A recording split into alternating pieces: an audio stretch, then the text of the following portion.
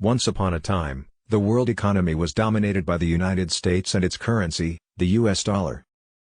The dollar was considered the world's reserve currency, and countries around the globe held massive amounts of it in their foreign exchange reserves. But over time, cracks began to appear in the foundation of the dollar's supremacy. Countries like China and Russia began to challenge the US's economic dominance, and as their economies grew, they started to accumulate more and more US dollars.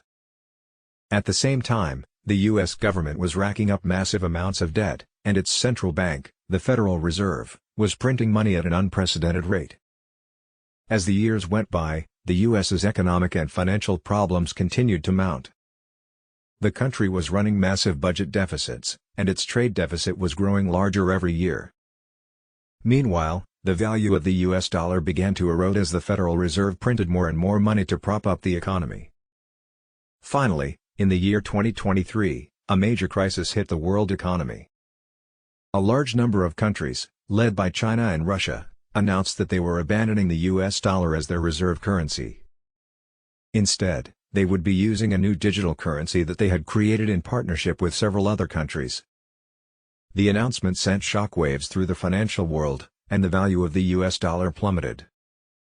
The US government tried to stem the tide by increasing interest rates and tightening monetary policy, but it was too late. The damage had been done.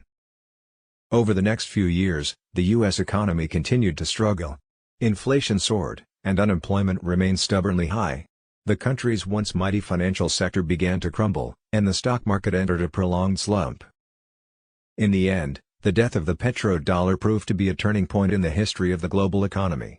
The United States had lost its status as the world's dominant economic power, and a new era had begun.